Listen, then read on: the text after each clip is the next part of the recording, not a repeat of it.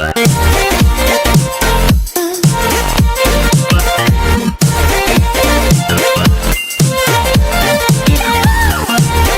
this is Ed again on Atheist, the Bird with No Cage, and today I want to talk about felt like an epiphany I had the other night during a sleepless night, actually, or one of those nights when I maybe slept a little bit, but I was awake at 3 o'clock in the morning and 4 o'clock in the morning and all that. But so my monkey mind got going, and I dealt with a really fun issue, death. It's nothing funny, and every time I try to have anything to do with, try to have a conversation with anybody about death, you get friends going, "Oh no, you don't need to talk about death, you're going to live a long time," And I've got one friend that she understands what I'm talking about. It's not that I'm concerned about dying, or the fact, I'm going to have my 80th birthday in just over 2.5 months. But anyway, I dealt with I'm not sure you would call it, the idea come from a famous French philosopher whose name I pronounce Albert Camus. His last name is spelled Camus, but I think as a French name you would pronounce it Camus. And he had this saying or idea that he said that something like this, I'll mess it up, but I'll tell you the way I understood it. What he was saying was that until he's talking as a philosopher, I guess, but it seems to me it works for life generally in practical sense. Until we deal with the absurdity of our own demise, it seems there's nothing else to talk about. How can you go on until you deal with that?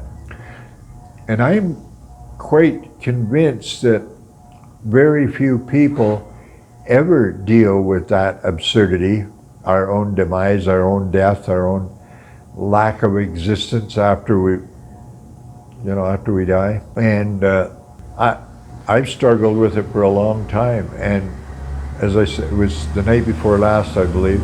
I think for me, I solved the problem. And I doubt that as a listener you're going to find it satisfactory, but for me it just seemed to really loosen me up and relax me. And okay, how did it go?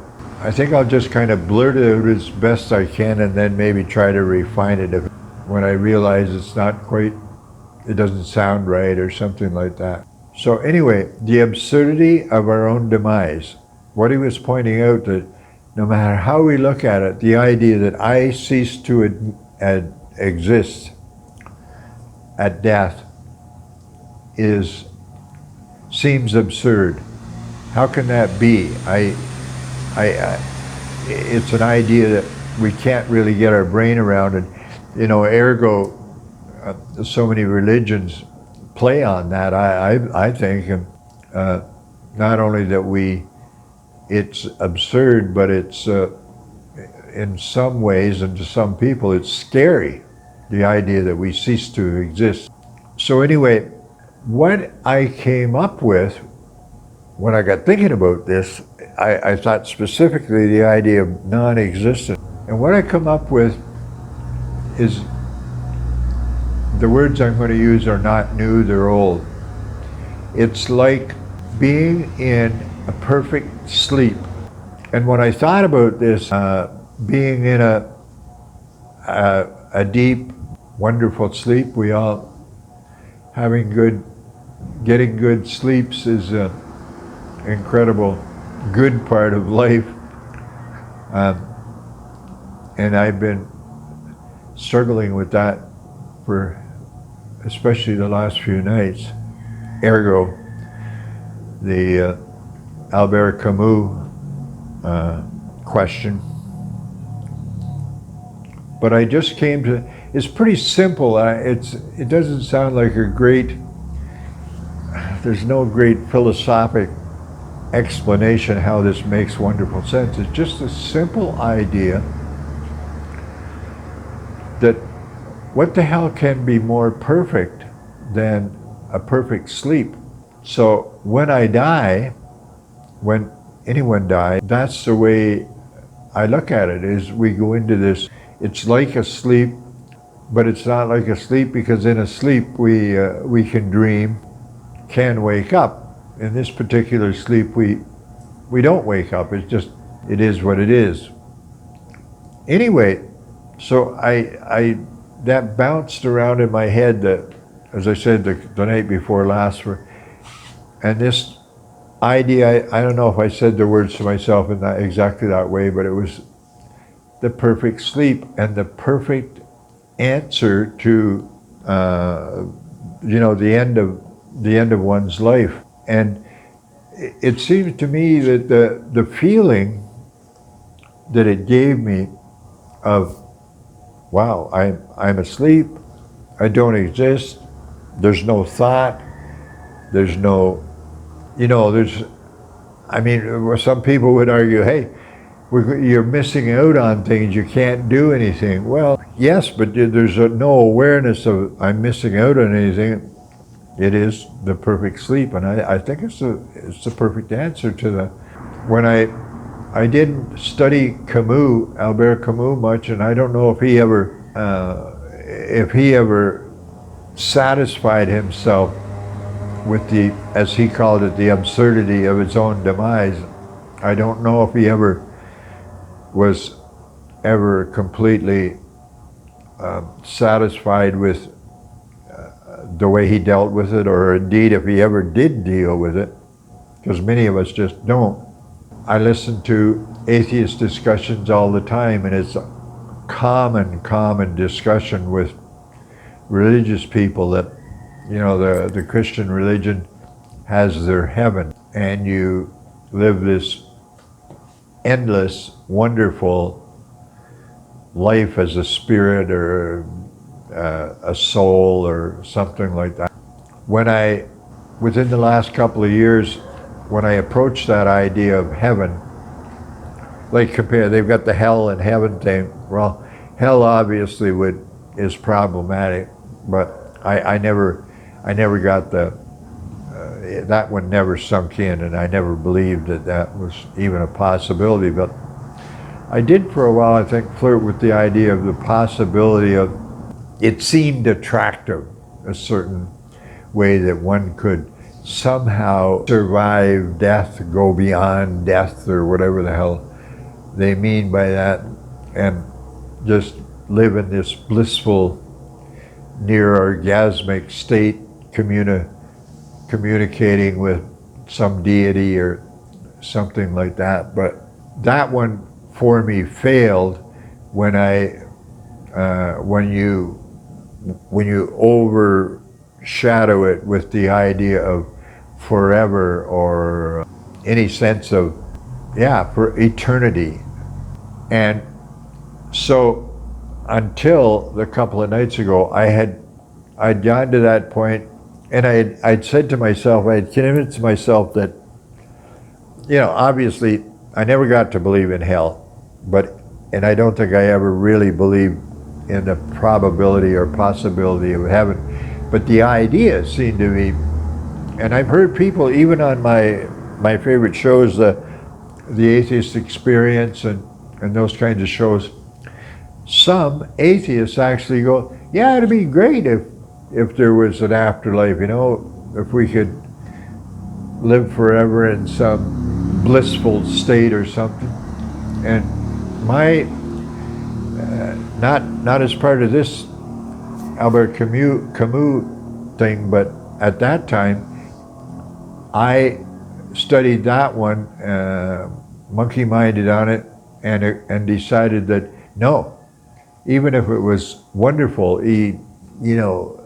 what's the best orgasmic state, being with God and singing and whatever, feeling wonderful all the time. The forever idea, or the idea of eternity, made it not seem like a positive. Never mind the probability or improbability of it. It still seems to me hugely improbable, if not logically and practically impossible. But anyway, dealing with this idea and coming to see it is, like, to say it is pretty simple. You know, in the Samuel Clemens way of, what's the problem with death? Before I was born, I was dead for millions of years, or for whatever, since the beginning of time, and there was no bother with it at all. Maybe that's really what it got to. The point that he was making is, we have no concept of that because there's no experience, there's no consciousness, there is nothing. I just simply cease to exist. The epiphany was simply coming to see that as not only acceptable, but as really a positive thing, a great thing. There's no, I mean, I will, when that happens, I will no longer have any of the concerns. Yeah, I won't be able to do things that are pleasant also, but I can't miss those things or anything, and there can be positively no concern. Okay, I'm babbling. It just seems that once I viewed that as a perfect sleeping state, number one, it seemed to become a positive part of life, which is a little bit weird, because I'm certainly not going to say, well, if it's so positive, why don't I just off myself, commit suicide? Well, no. That's not at all what I'm saying. In fact, as soon as I had that epiphany and this idea of, wow, that's the way it is, and that's okay and everything, the next thought was, now I got some things to do. I started immediately thinking about playing my guitar and making more videos, like with Jose Luis and things like that. So it allowed me to focus on getting on with life. And as soon as I had that epiphany, since then, I haven't had any thoughts of, like how long I'm going to live or when I'm going to die or any of that. So it just seems like a really positive thing. And I know I'm not talented enough at speaking and expressing thoughts to make it meaningful to you, maybe as a viewer, but worked for me. And it was like a big, it was the next most exciting thing that's happened to me psychologically in my life since the day I said to myself, I don't believe in any of that stuff, I'm an atheist. That was a wonderful day. So this one, this idea of death being not only acceptable, being a positive part of life. And I'd like to repeat a thing that every one of us at any moment in our life are closer to death than we've ever been before. I don't know, is that a scary thought? No, it's just a reality, right? Because even if you're young and you're going to live for 50, 60, or 100 years, you're still at any given moment closer to your own demise, the end of your life, than you ever were before that time. Kind of a deepity that's, as Dan Dennett would call it, it sounds like a profound thought that doesn't mean a damn thing. It's just a matter of fact. Anyway, the whole point of the thing was that I don't know how it's going to work with me for the rest of my life. What I'm hoping it does, this epiphany of realizing nothing scary about that situation of my demise, of not existing. Absolutely nothing scary. That thinking about it at any time before the epiphany brought a certain amount of, oh boy, I won't be able to do this or I won't be able to do that. That whole thing is gone. And so it's the second, as far as I know, the second great epiphany in my life. The first being, I don't believe in any deity. I'm an atheist. The second being this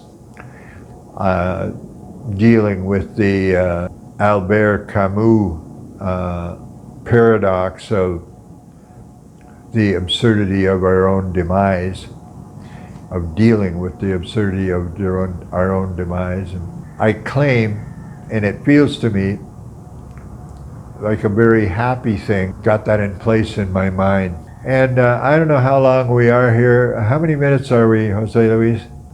Good, okay, that's plenty long enough. Okay, that's all for today, folks. Thanks a lot. We'll talk to you soon.